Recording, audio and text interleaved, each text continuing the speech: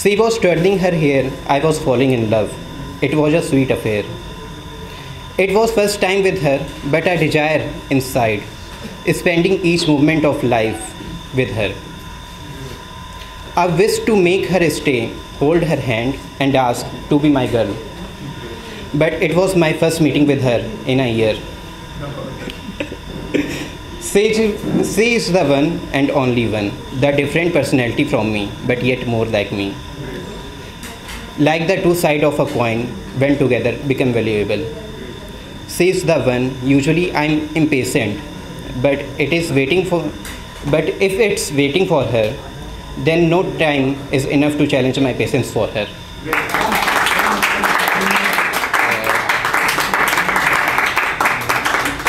अब जब प्यार की बात चली है तो प्यार क्या है उस पर भी कुछ डिस्कस कर लेते हैं, ठीक।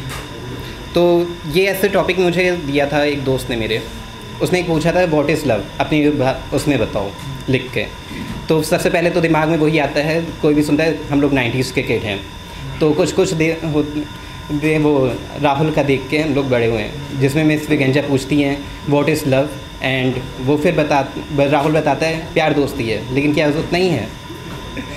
तो उस पर है किसी के लिए इंतज़ार तो किसी के लिए ख्वाब, किसी के लिए दिल का दर्द तो किसी के लिए दिल के जख्मों का मलहम, तो किसी के लिए रातों की बेचैनी तो किसी के लिए दिल का सुकून, किसी के लिए एक दोस्ती से बढ़ के तो किसी के लिए बचकाना मजाक, किसी के लिए एक तरफ़ा तो किसी के लिए अधूरा रह जाने वाला वो ज़िंदगी भर का मलाल, किसी के लिए वो पहली बरसात के साथ आने वाली मिट्टी की खुशबू सा, वो पहली नज़र वाला सुहाना सा एक मीठा एहसास, किसी के लिए बस खुले आसमान के नीचे हाथों में हाथ डाल के उनकी बातों को सुनने वाला कोई शख्स, तो किसी के लिए उनके ख्वाब के उस एक शख्स से हर रोज़ सपने में मिलके वक्त बिताने का वो रूहानी सा एक ख्वाब, किसी के लिए वो माँ की अपने बच्चे की फ़िक्र में करी हुई कॉल्स।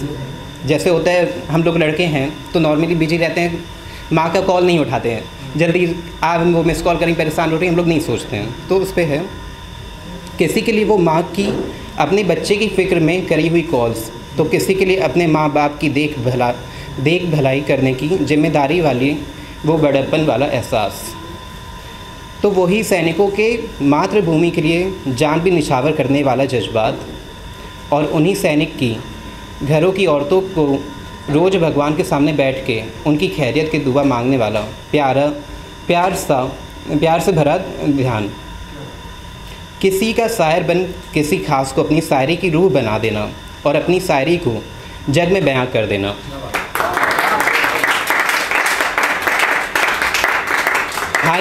हाँ यही तो है वो छोटा सा शब्द, मगर हर शख्स को किसी ना किसी खास तरीके से जोड़े हुए, यही तो है वो प्यार। Thank you. अब जैसे रहता है लॉन्ग डिस्टेंस भी आजकल बहुत चलता है ना, मतलब टिकता नहीं वो अलग बात है। तो उस पर है फिर शाम हो रही और तुम याद आ रही हो, मेरी थकी सी निगाहें ना जाने क्या खोजती हैं, सब हैं यहाँ और इन निगाहों को तुम याद आ रही हो, वो तेरा मुझसे रूठना और मेरा तुझे मनाना, वो झूठी नाराज़गी तेरी और तुम याद आ रही हो, हंस हंस के मुझसे बात करना, तुम्हारा रोज़ पूरे दिन की हर एक बात मुझको बतलाना, आज फिर तुम्हारी ये सारी बातें मुझको यूं ही याद आ रही हैं, कहाँ हो कहाँ थे बात नहीं करनी क्या, कहाँ हो कहाँ थे बात नहीं करनी क्या, ये सवाल तुम्हारे और तुम याद आ रही हो।